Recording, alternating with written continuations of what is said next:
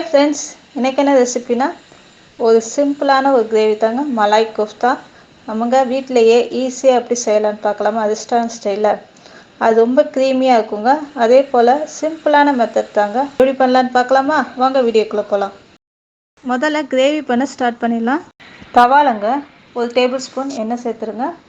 எண்ணெய் காஞ்சோடனே ஒரு பட்டை, 5 கிராம்பு, 2 ஏலக்காய் சேர்த்து அதோட ஜீரகத்தையும் சேர்த்துருங்க.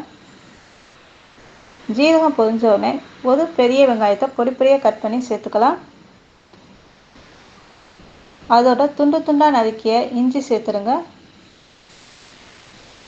அதோட பூண்டையும் சேர்த்துடலாம். எல்லாம் சேர்த்து நல்லா வதக்கோங்க. ரொம்ப நல்லா ப்ரௌனிஷாக வதக்கணும்னு அவசியம் கிடையாது. அதோட கலர் கொஞ்சம் சேஞ்ச் ஆனோடனே நம்ம 2 தக்காளியை பொடி பொடியாக கட் பண்ணி சேர்த்துக்கலாங்க. உப்பு சேர்த்து நல்லா வதக்கலாங்க. தேவையான அளவு மஞ்சத்தூள், 1 டேபிள் ஸ்பூன் அளவு தனி மிளகாய்த்தூள், அரை டேபிள் ஸ்பூன் மல்லித்தூள், 1/4 டேபிள் ஸ்பூன் ஜீரகத்தூள் சேர்த்து நல்லா வதக்கோங்க.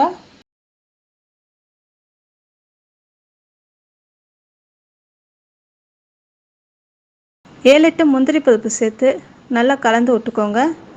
நல்லா கலந்ததுக்கப்புறம் தண்ணி சேர்த்து நல்லா வேக வச்சுக்கலாங்க. ஏன்னா நம்மளுக்கு தக்காளியும் முந்திரி பருப்பும் நல்லா வேகணும்.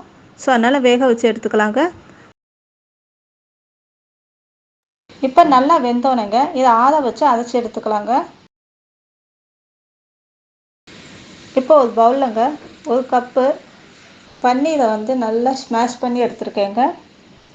அதே அளவு கப்பில் உருளைக்கிழங்க வேக வச்சு நல்லா மசிச்சு எடுத்துருக்கேன்.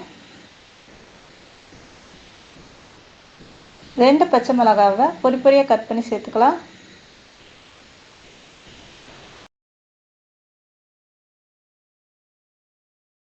பொடி பொடியாக நறுக்கிய கொத்தமல்லிங்க, அதே போல் நறுக்கிய இஞ்சி, உப்பு சேர்த்துக்கலாங்க. உடைச்ச முந்திரி பருப்பு இதில் சேர்க்குறேங்க. கார்ன்ஃப்ளவர் சேர்த்துக்கலாங்க ஒரு பைண்டிங்காக. இப்போ உங்களுக்கு எந்த ஷேப் வேணுமோ, ரவுண்ட் ஷேப், சிலிண்டர் ஷேப், அந்த ஷேப்பில் நீங்கள் செஞ்சு எடுத்துக்கலாம். தவாலங்க எண்ணெய் காஞ்ச உடனே கோஃப்தாவை பொரிச்சு எடுத்துக்கலாம்.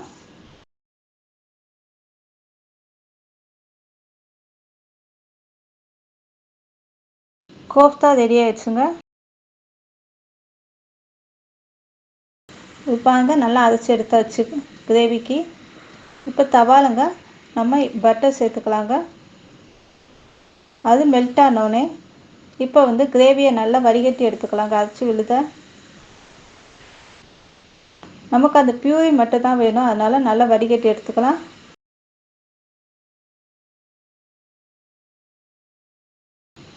பாருங்க நல்லா வடிகட்டி எடுத்தாச்சு. இப்போ இது கொதிச்சோடனே இதில் கஸ்தூரி மேத்தி சேர்த்துக்கலாங்க. கொஞ்சமாக சர்க்கரை சேர்த்துக்கோங்க. அப்புறம் ஃப்ரெஷ் க்ரீம் ஆட் பண்ணிக்கலாங்க. 2 டேபிள் ஸ்பூன் அளவு ஃப்ரெஷ் க்ரீம் ஆட் பண்ணிக்கோங்க.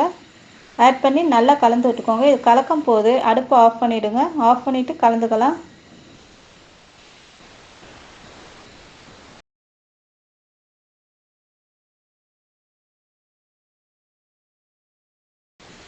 இப்போ கிரேவி ரெடி ஆயிடுச்சுங்க. இப்போ கோஃப்தாலங்க கிரேவி ஆட் பண்ணி க்ரீம் கொஞ்சம் சேர்த்துருங்க. மலாய் கோஃப்தா ரெடி ஆயிடுச்சு.